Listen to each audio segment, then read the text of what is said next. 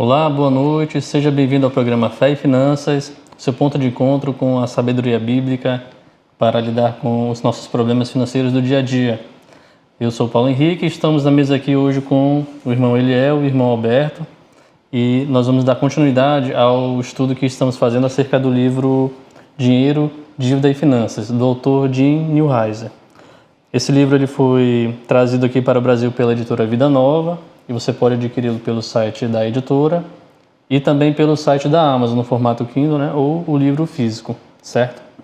Fazendo uma pequena recapitulação, nós estudamos no começo acerca da relevância da Bíblia para os assuntos de hoje, acerca das finanças.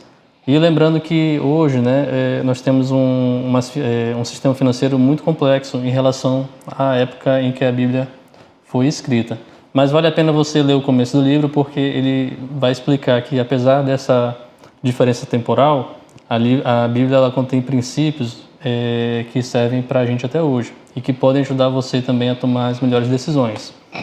Também nós vimos no começo como o cristão deve lidar com as formas de ganhar dinheiro, como ele deve lidar com o trabalho, né? Como ele deve trabalhar. Também, em seguida, nós vimos como o cristão deve lidar com seus gastos, né? Aquilo que é importante no seu orçamento. Nós vimos também um pequeno orçamento de forma resumida. É importante também que você, se possível, estude essa parte do livro. Tem muitos princípios enriquecedores, certo? E hoje nós vamos introduzir agora uma nova parte do livro, que é acerca das dívidas. É um tema... É uma outra seção do livro que aborda algumas perguntas que são muito comuns a gente escutar no dia a dia. Por exemplo, algumas pessoas acham que para ter uma boa classificação de crédito, né, um bom score, é necessário ficar se endividando. Será que isso é verdade? Outro conceito também que é muito comum é... Bom, se todo mundo compra um carro financiado, eu também vou financiar um carro, né? Vou fazer um empréstimo aqui para tentar ter aquilo que estou precisando, certo? Isso também se aplica a outras coisas. Bom, outro equívoco também que o livro levanta, né? Será que, meu cartão de crédito tá dando uma parcela alta, mas se eu pagar o mínimo tá tudo bem. Será que isso também é sábio? Né? Nós vamos debater isso nos próximos capítulos, tá bom? Nos próximos episódios, digamos. Outro conceito também que o livro põe em xeque é: será que nós podemos perder aqueles parcelamentos sem juros? Às vezes a gente está passando no shopping ou numa loja, né, no centro, e às vezes o vendedor fala: olha, não sei quantas vezes sem juros esse valor aqui, só paga daqui a 2 meses, começa a pagar daqui a 2 meses. Será que isso também é sábio?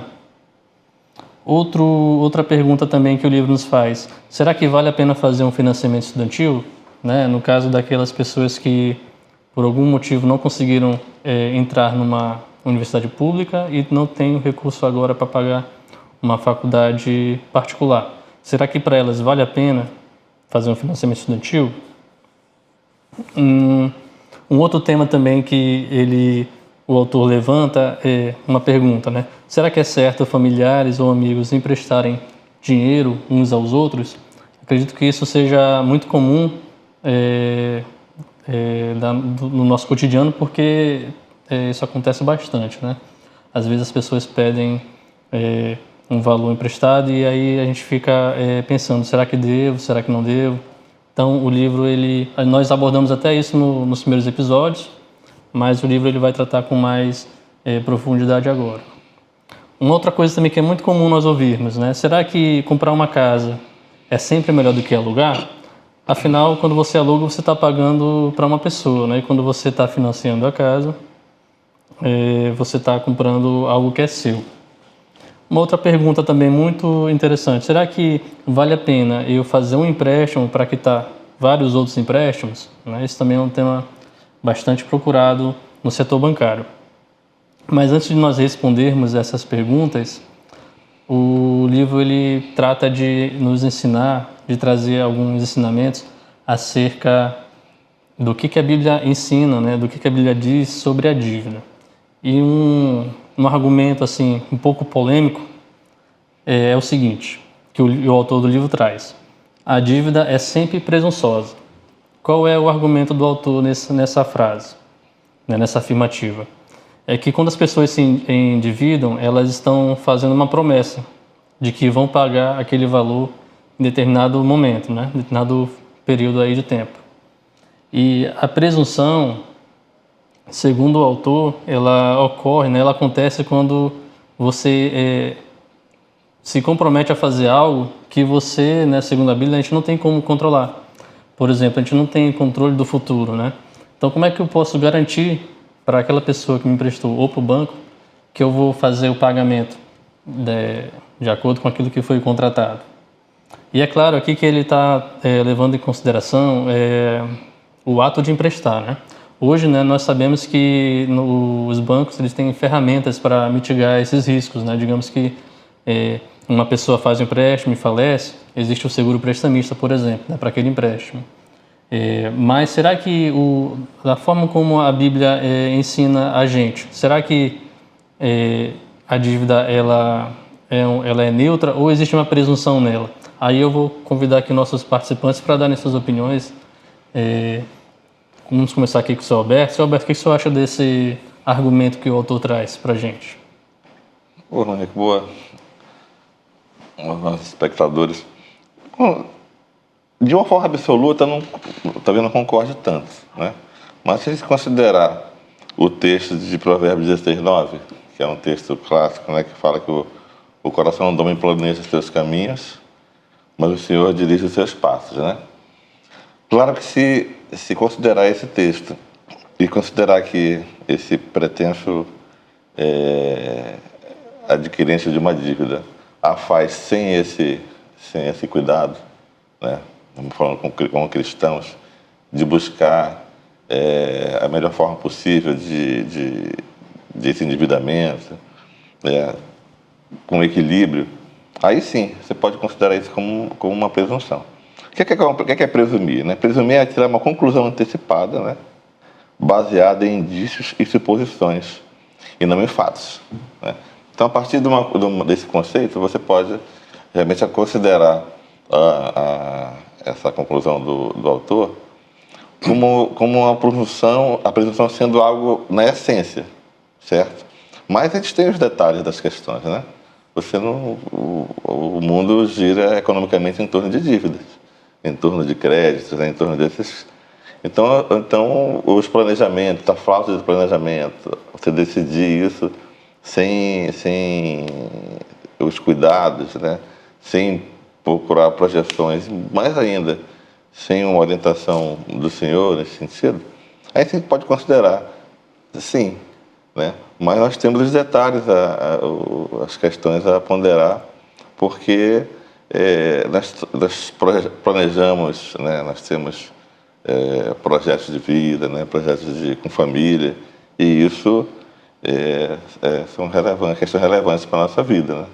Sim, eu vejo essa questão da presunção muito ali, por exemplo, um exemplo prático durante a crise de 2008, né? Sim. Onde pessoas que confiavam naquele sistema bancário, né, o sistema financeiro dos Estados Unidos, que também afetou aqui no Brasil e em muitos países, muitas pessoas até tinham muitos recursos aplicados. Sim. Alguns recursos estavam aplicados em dívidas, né? O sistema financeiro ele consegue, né? Você aplicar um recurso e esse recurso ser utilizado, ter uma contrapartida numa dívida, né?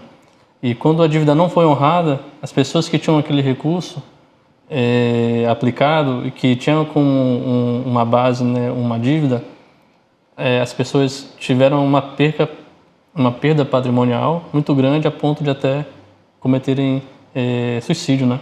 Sim. Então, acho que isso nesse sentido é um exemplo que traz assim o argumento do autor.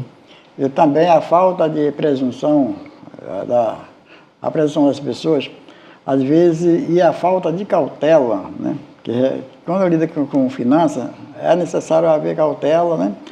E a autoconfiança em sua renda, e leva a pessoa a tomar esse tipo de decisões e acaba se endividando, esquecendo, como tu falaste no início, esquecendo que nós não temos o controle do futuro, né?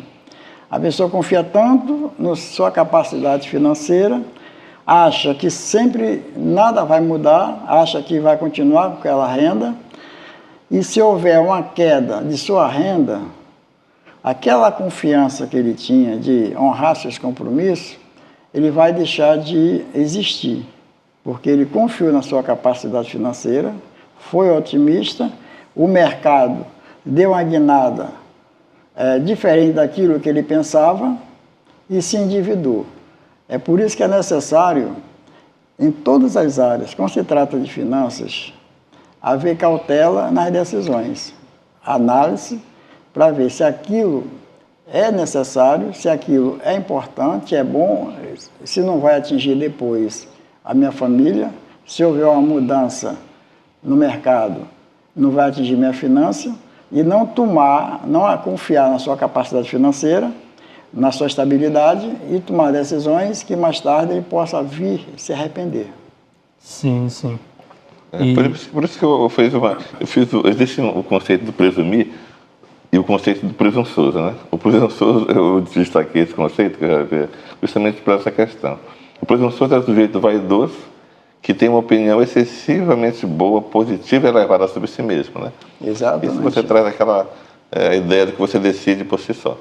Mas como o irmão colocou, né?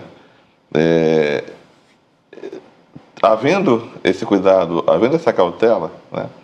Ela faz parte da vida de você adquirir dívida de uma forma equilibrada. É que nós temos passíveis. O autor coloca aí como muito latente o caso da pandemia, porque foi realmente repercutiu, né, muito extenso. Mas outros casos, né, como depressões, questões econômicas, guerras, está falando do mundo, né? Mas particularmente aqui no nosso arraial, né, vamos falar assim, a gente tem vivido oscilações econômicas, mas não tão gritantes, né? Então, assim, cada caso é um caso, né, para você estudar e fazer essa avaliação. E o cenário econômico muitas vezes lhe permite tomar essas atitudes, né? Sim, sim. O autor também ele fala nessa parte do livro que a dívida tem algumas consequências. Aí eu vou citá-las aqui, aí eu vou deixar aberto para vocês comentarem aquilo que mais chama a atenção de vocês, tá? A primeira consequência, a dívida ela escraviza. Segunda consequência, a dívida rebaixa o nosso padrão de vida. A terceira consequência é que a dívida pode levar a gente a perder aquilo que a gente já tem.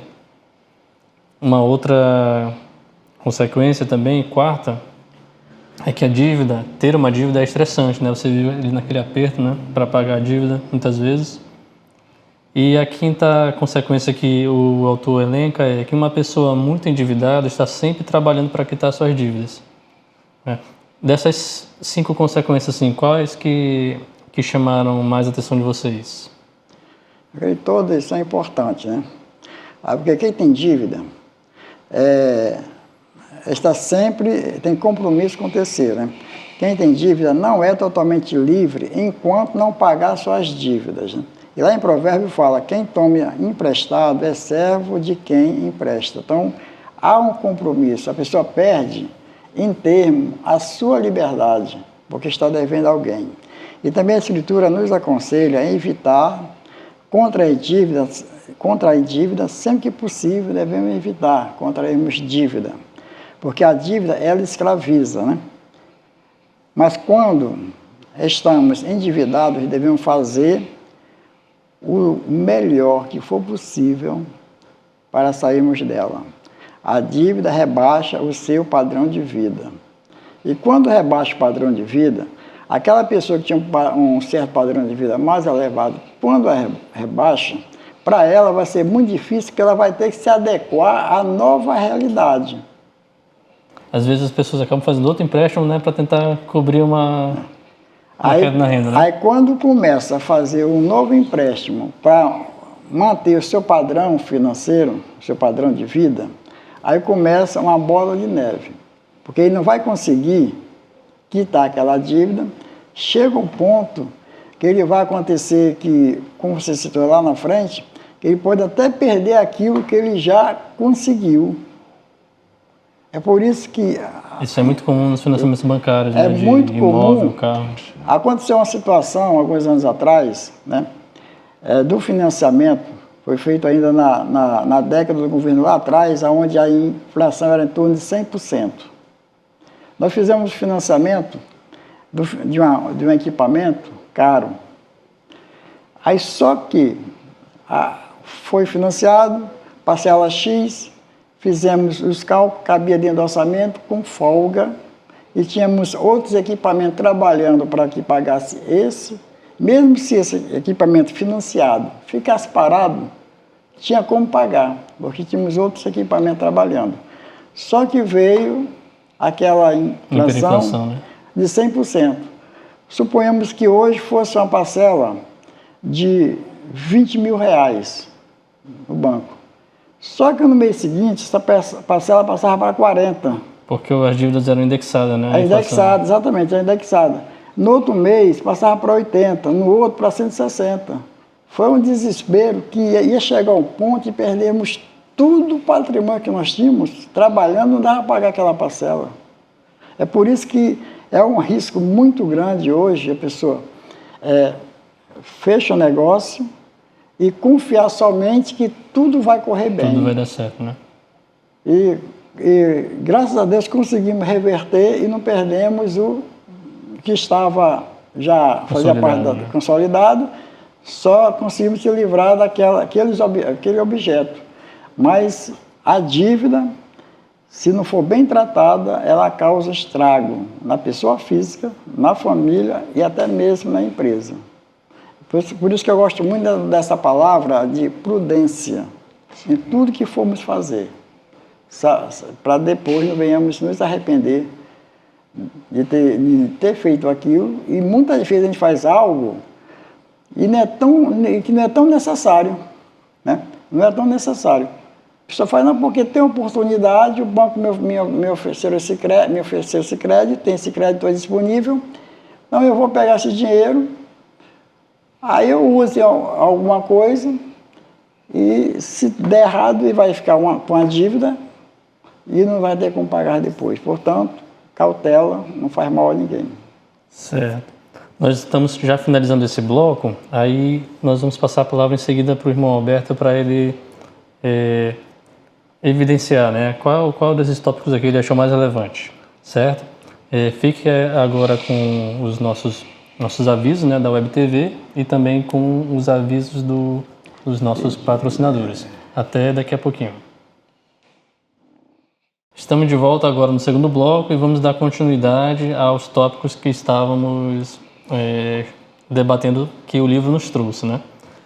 Nós vimos que a dívida ela tem algumas consequências. A dívida escraviza, a dívida rebaixa o nosso padrão de vida e a dívida pode levar a gente a perder o que a gente já tem.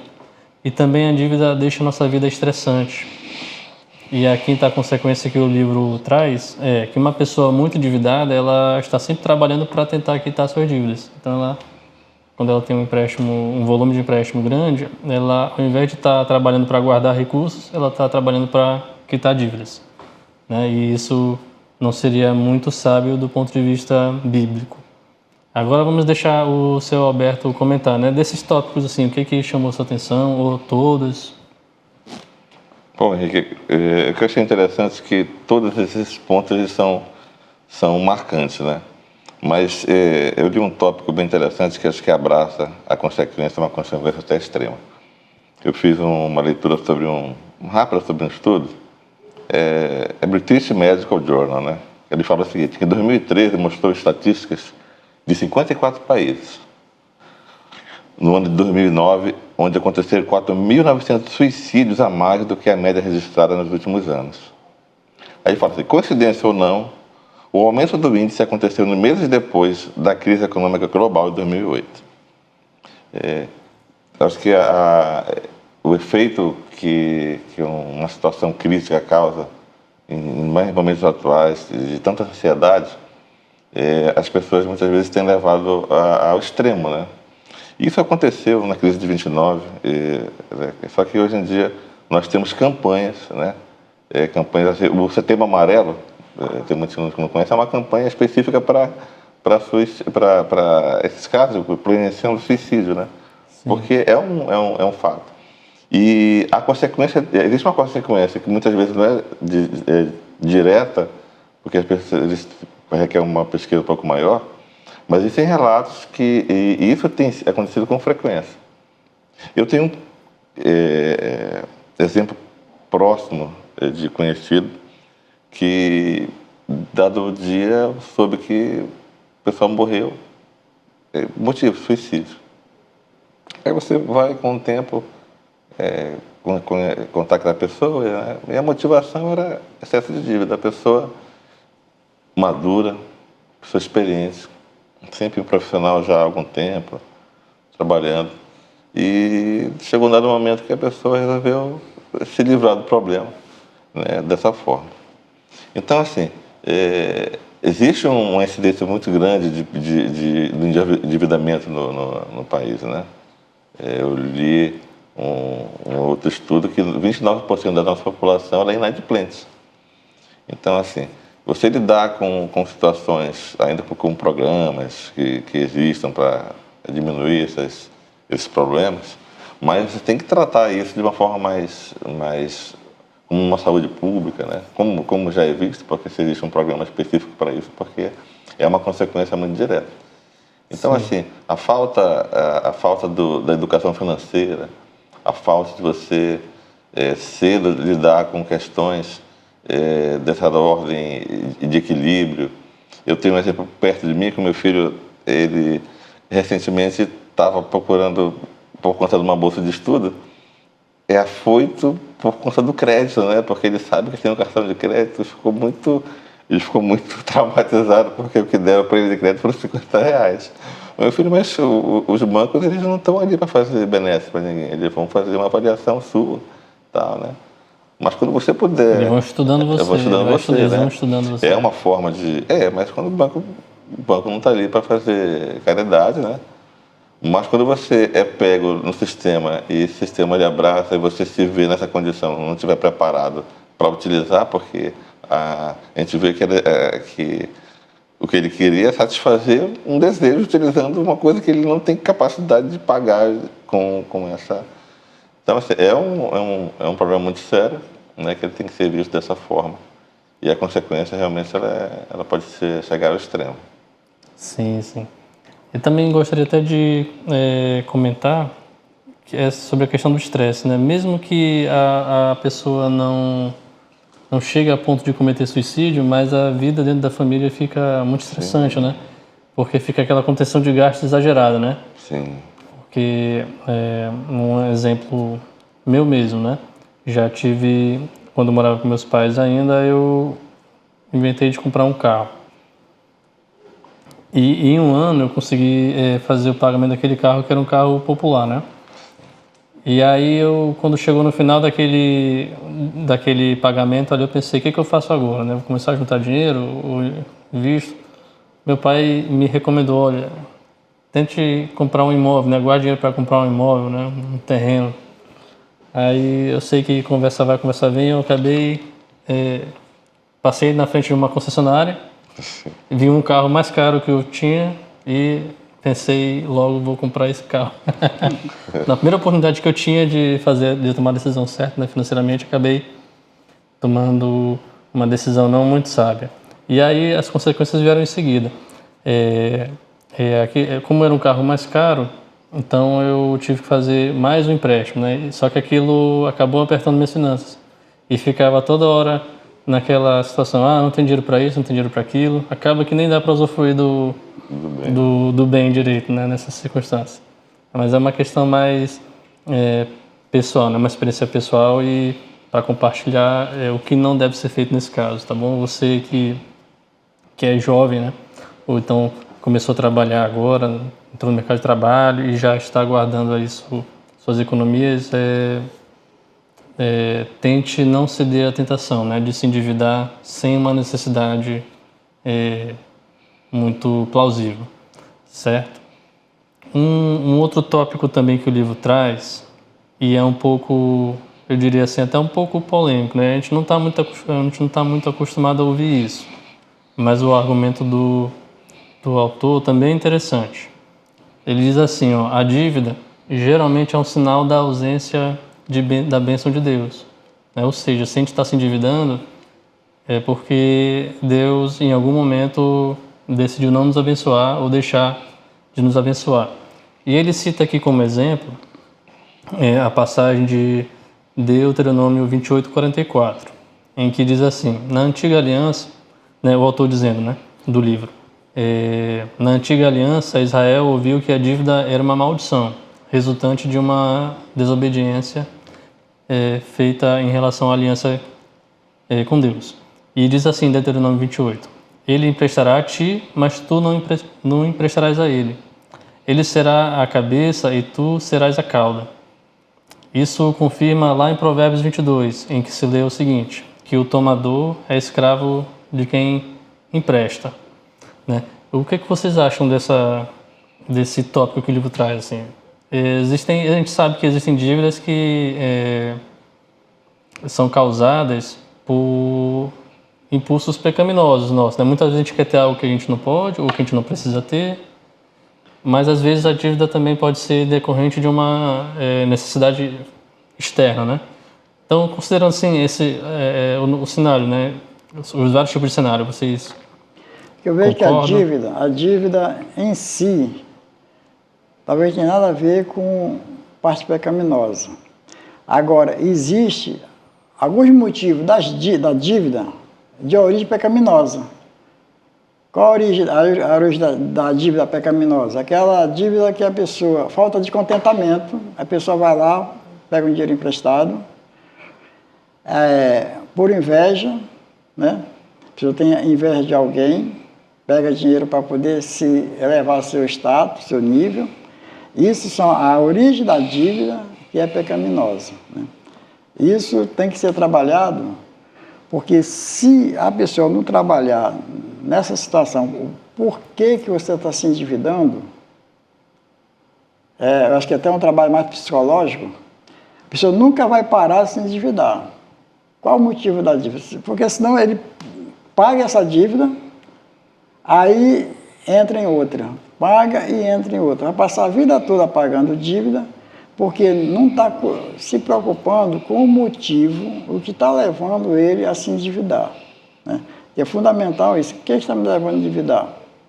É fundamental. E eu creio que deve ser trabalhado, porque a dívida atinge a parte psicológica da pessoa, atinge o emocional, como ouvimos aqui. A pessoa vai até o suicídio porque já chegou no fundo do poço e não soube lidar com a situação, achando que tirando a vida fosse resolver, mas causou um pior, que deixou a família em situação difícil, né? Desesperada, sofrendo. Por isso nós devemos... Ele acaba com o sofrimento dele, né? Dele, mas dos outros continua. Por isso que é fundamental sempre procurar estudar, né? Cuidar da causa da dívida e mudar essa realidade. Se não é passar a vida toda fazendo isso, se endividando. E realmente é muito preocupante. Hoje eu tenho observado que é quase que geral, como eu estava falando no intervalo, eu li uma pesquisa aonde muitos profissionais estão procurando emprego paralelo para quitar suas dívidas. E a pesquisa diz que 59% dessas pessoas são empregadas, até uma renda. Mas só que essa renda não dá para quitar suas dívidas.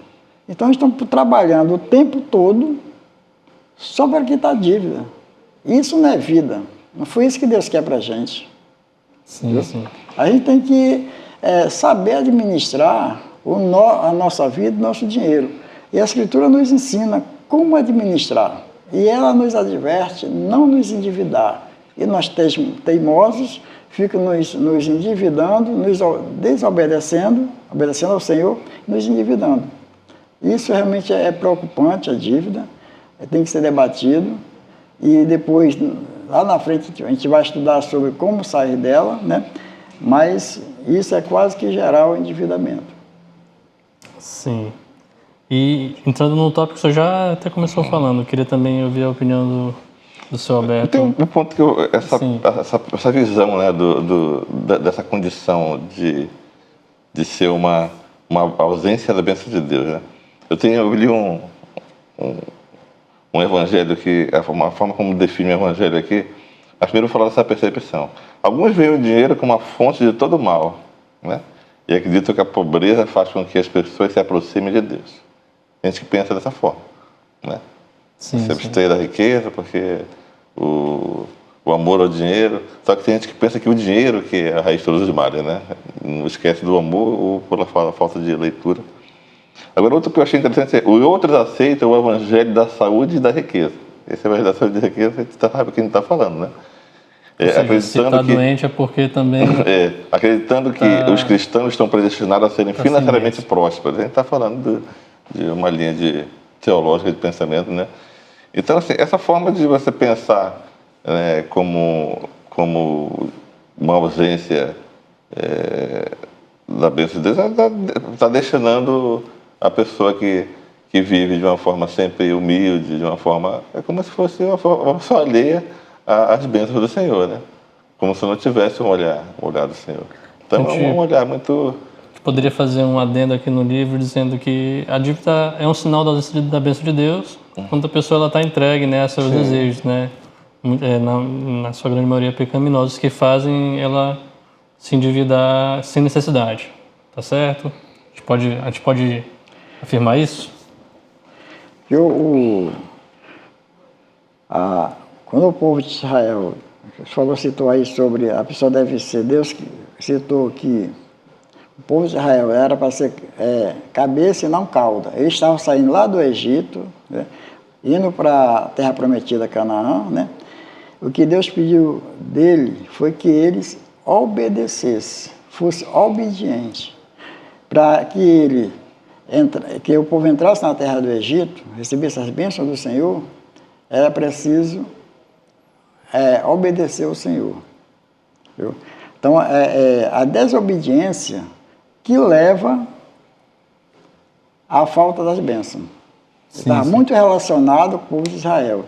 Se vocês forem obedientes, vocês serão cabeças e não cauda. Vocês vão... as nações vão olhar para vocês como cabeça. Você vai julgar as nações, né? Julgar as nações, vocês é cabeça. E essa palavra cabeça e cauda, muitas vezes as pessoas falam de maneira errada. Seja cabeça. Na sua cabeça, se você obedecer ao Senhor e fazer aquilo que o Senhor quer. É isso que é ser cabeça. A obediência é fundamental para que sejamos abençoados. Era uma condicional que Deus colocou para que o povo de Israel entrasse na terra prometida, se ele fosse obediente. Sim, sim. Tem também aquelas situações, por exemplo, no ambiente corporativo, né? No ambiente familiar, isso é mais comum a gente ver essas coisas que a gente está falando, né? Mas no ambiente corporativo, às vezes, uma empresa precisa fazer um empréstimo, né? Sim. Para investir, por exemplo, em alguns equipamentos, né? Maquinário, ou aumentar ali seu imóvel, né? E nesse caso, o empréstimo... Ele não tem uma motivação pecaminosa, digamos assim, no sentido... Como é que eu posso dizer? No sentido direto, né? Porque não ali é pessoal, né? O empresário, ele quer ampliar seu negócio, claro que ele também quer ganhar mais dinheiro, óbvio. Mas também aquele empréstimo vai ampliar o negócio dele e vai beneficiar outras pessoas que vão ser empregadas, clientes que vão consumir. Sim. É natural o empréstimo, que é normal, não é errado fazer empréstimo. O que é errado é você fazer empréstimo dentro da sua realidade financeira, e as empresas, como você falou, as empresas vivem fazendo empréstimo para gerar o seu capital. Aconteceu comigo, eu fiz muitos empréstimos, principalmente junto a um determinado banco, o BNDES, fiz muito isso.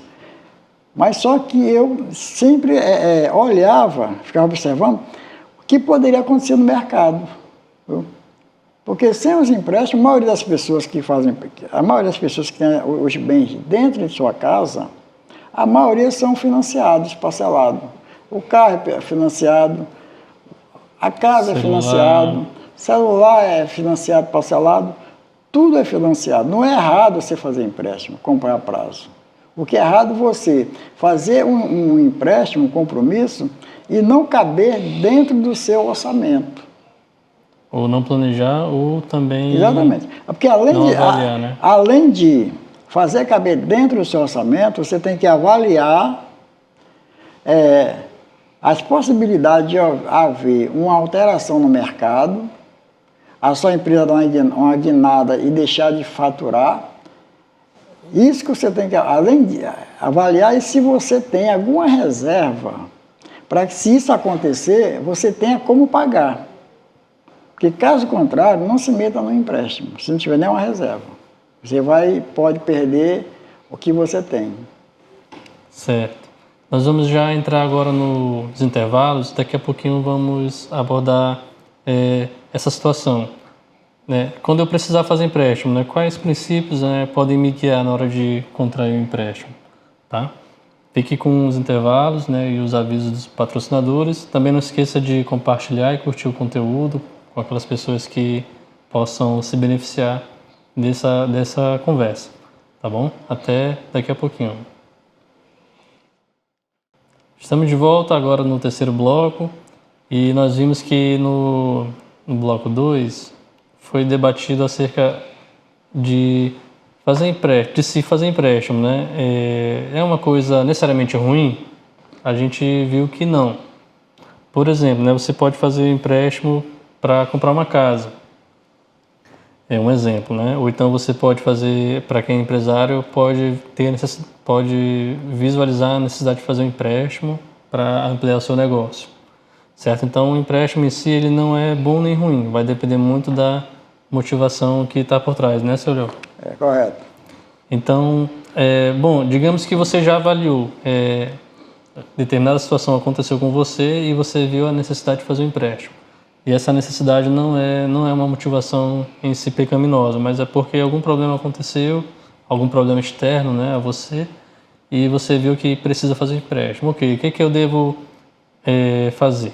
Né? O livro ele traz alguns princípios que podem guiar a tomar o empréstimo, podem nos guiar a fazer empréstimo com mais cautela, com mais sabedoria e também evitando alguns custos desnecessários.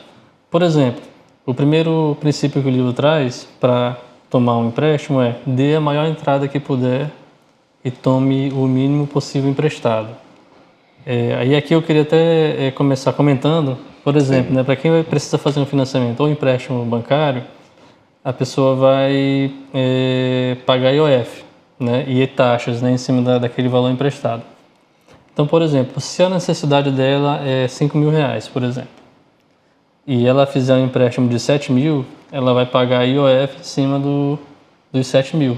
Né? Então, esse princípio eu vejo assim com uma certa relevância, né? Um cuidado que a gente precisa ter. Vocês têm também alguma consideração sobre esse item? O ideal seria não ter que fazer o empréstimo ou não ter de comprar a prazo algum objeto. Mas não havendo essa possibilidade, aí sim há necessidade de dar uma entrada o maior possível, exatamente por causa do juro e do IOF também. Né?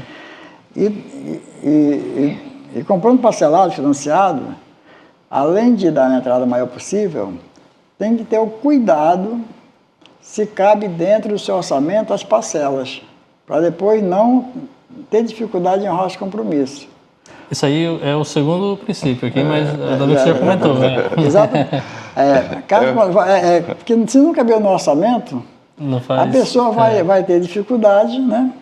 Vai ter dificuldade, porque não é errado comprar, pedir empréstimo em banco ou comprar parcelado em uma loja. Sim, mas é essencial de que, se não puder comprar à vista, parcele, mas que caiba no seu orçamento. Uma parcela maior também, ela lhe propicia, dependendo do prazo, né, uma parcela, você ajusta a parcela, muitas vezes de acordo com a sua realidade. Né? Quanto maior a entrada e o prazo que eles estenderem, você pode fazer esse jogo com as parcelas. Sim. E você perceber o quanto essa parcela você pode ajustar. Porque muitas vezes os juros é inevitável, né? Mas o empréstimo né? Então, Inevitável. esse jogo é importante de você poder ajustar a parcela de acordo com o que você puder dar de entrada. Eu já fiz algumas vezes, o máximo que você puder colocar e diminuir aquela parte que vai financiar, Sim, né? sim. Isso é importante. Às vezes é bom a pessoa avaliar o que é mais importante dentro do orçamento dela. Quitar mais rápido ou diminuir o custo mensal daquele? Isso, Às vezes, se ela quer reduzir a parcela, ela vai ter que estender o prazo, né? isso faz parte do planejamento, né? Isso. Essa questão de planejar o que você quer, o que você pretende, você previamente vai perceber o que você vai estar fazendo. Vai Então, ver a capacidade financeira, né? Exatamente. Se há capacidade de pagar, né? Mas eu insisto sempre que mesmo a pessoa tendo capacidade de pagar, não pode, prazo longo, né? longo ou curto, ele não pode esquecer dos imprevistos que pode acontecer. A pessoa de repente o orçamento está bem arrumadinho, mas a pessoa adoece, Sim. aí precisa já gastar um valor que era para pagar aquela parcela, mas vai gastar com a doença, ou num reparo urgente na casa. É por isso que sempre nós insistimos aqui, que estudamos lá atrás, de que é necessário sempre ter uma reserva de emergência. Isso é essencial na empresa e na família. Sim, sim. Porque não basta só caber no orçamento. Tem que prever. Nunca sabe o dia de amanhã, né? Nunca sabe o dia de amanhã. Por isso que é necessário que é importante nesse planejamento financeiro essa preocupação, se um dia faltar, ter de onde buscar. Sim, isso é verdade. Um outro princípio também é evitar contrair empréstimo para itens depreciáveis. E aqui itens depreciáveis, por um exemplo mais comum, é o carro, né? E eu acho que como eu poderia ver esse exemplo, assim, já fazendo um comentário também sobre ele, por exemplo, a pessoa que optou por ter um imóvel e optou por vender o imóvel para comprar um carro. Às vezes é necessidade, né? Sim. Por uma questão de deslocamento. Mas se não for, não faz sentido, porque um item valoriza e o outro item desvaloriza. Então isso não é isso que o autor quer dizer com esse princípio. Agora, geralmente os carros, a maioria se compra financiado, né? Sim. Porque a pessoa não compra um carro pensando em vender logo, compra para usar. E se deprecia, assim, se você comprar um carro, no mês que não estiver pagando esse carro financiado, tiver que vender, assim, você vai perder dinheiro. Porque quando sai da loja, você não consegue mais recuperar o dinheiro que você pagou. Sim, sim. Ainda que depreciável, né? Mas ele é um bem de longa duração. E também, você vê, na parte da legislação, diz que o carro é depreciado em 5 anos. Mas na prática, vai 2 vezes esse tempo, ou 10, mais. 15 anos, né? 10, 15 anos. Portanto, é um bem longo que você não é depreciável, mas é 5 anos. Mas, na realidade, você vai usar esse carro, se for bem cuidado, uns 15 anos. Eu acredito que esse item, ele cabe... Eu li um conceito sobre crédito pessoal e crédito direcionado, né? Existem créditos direcionados que é o crédito de imóvel. E o veículo não é colocado como um crédito, ele é muito direcionado. São contra empréstimos justamente por conta dessa durabilidade dele. Eu acho que cabe mais para outro tipo de itens, né? Itens. O celular hoje em dia, até o celular hoje em dia, pelo caráter, pela necessidade que se tem dele hoje, mas ele é um bem, talvez... Hoje é essencial, né? Essencial, mas talvez se encaixasse mais dentro desse conceito de depreciável, né? Pela rotatividade, pelas pessoas que se... São poucos bens que valorizam, né? Exatamente. Na verdade, a maioria deprecia, né? Mas a gente tem que encaixar nesses conceitos, né? Que tipo de bem? Bens de curta duração, um notebook, né? Um próprio computador, um próprio smartphone.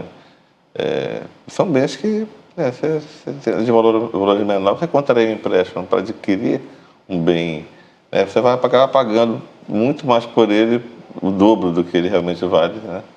Então isso é... Agora, no caso desse empréstimo, pode ser parcelado, que não é empréstimo. Você vai realmente uma compra parcelada no celular que não faz muita diferença você comprar à vista ou parcelado. Desde que a condição a condição de à vista ou de a prazo exato, dele exato. realmente seja... Eu creio que o único bem que não é depreciável é o imóvel, né?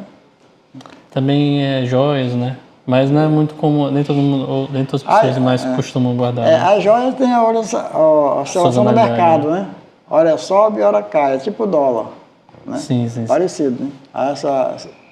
Ah, sim, é verdade, é flutuante, né? Exatamente. Mas uma observação assim que eu acho, não que não estou incentivando as pessoas a acumularem joias de ouro, né? Mas o ouro em si, ele tende a... O ouro tem uma... Ele tem uma série histórica de crescente, né?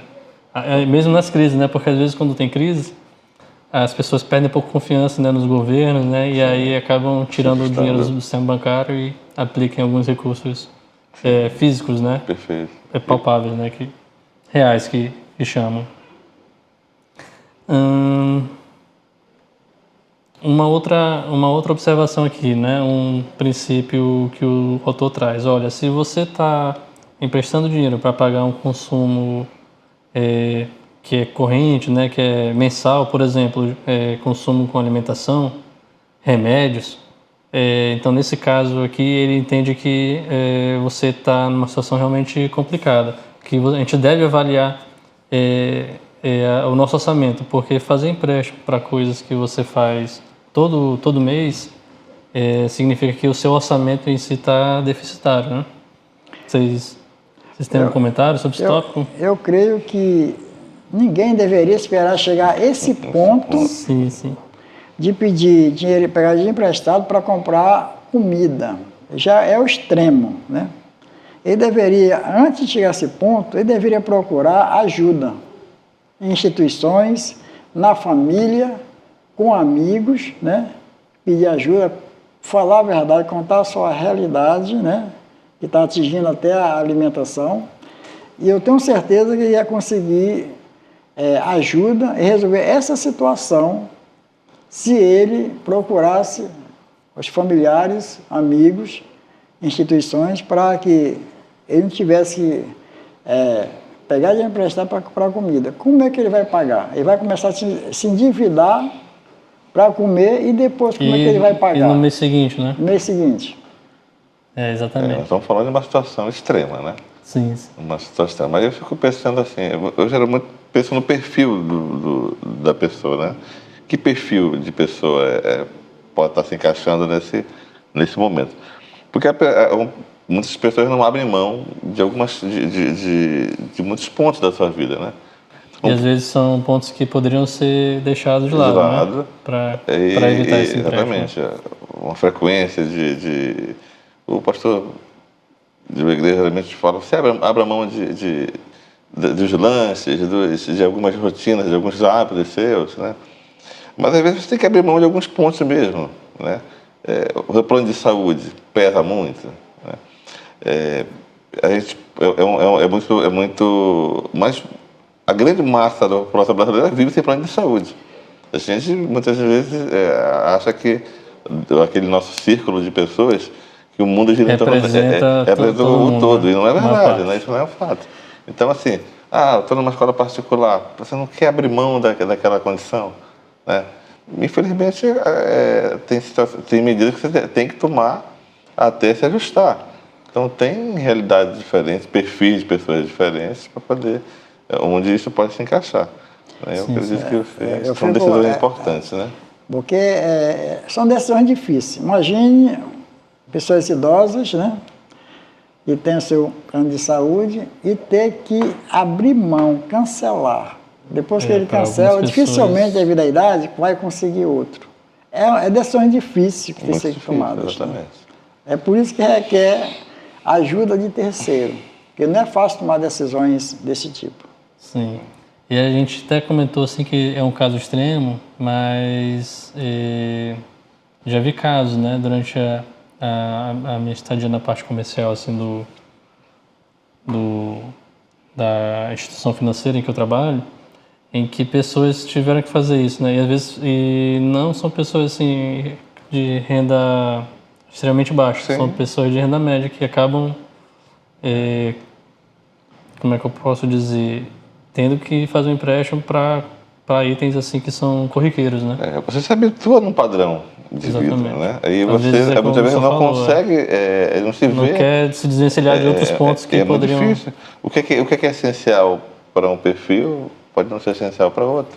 Exatamente. Né? E a dificuldade de você se alocar para aquela realidade, mas aí você até se vê constrangido em se colocar nessa condição, mesmo tendo com a mesma faixa salarial de um colega, né? Do seu círculo, né? São decisões difíceis, né? Mas tudo depende do que você considera essencial ou não, né? Sim, Naquele momento. E ainda que seja uma medida difícil, são situações extremas, medidas extremas, né? Para você se ajustar. Um princípio também que o livro traz é o seguinte: olha, quanto mais elevada a taxa de juros, maior o seu prejuízo. Assim, é um princípio que pode parecer um pouco óbvio, né? Porque é uma questão matemática e está no dia a dia, a gente vê.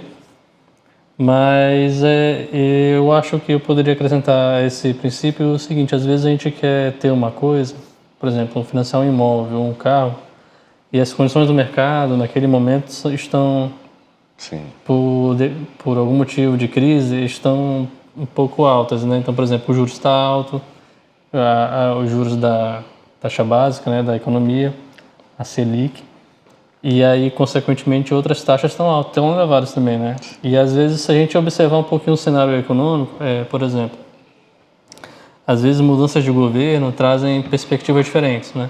Então, pode ser que, se a gente observar um pouco os noticiários, a gente vai ver os analistas, né, os economistas falando, olha, existe uma probabilidade de juros baixar, né? Então, eu acho que esse princípio ele se aplicaria bastante aí. Olha, se você está no momento em que o juros está elevado, verifique, né, se você pode aguardar um pouquinho para fazer esse empréstimo, né?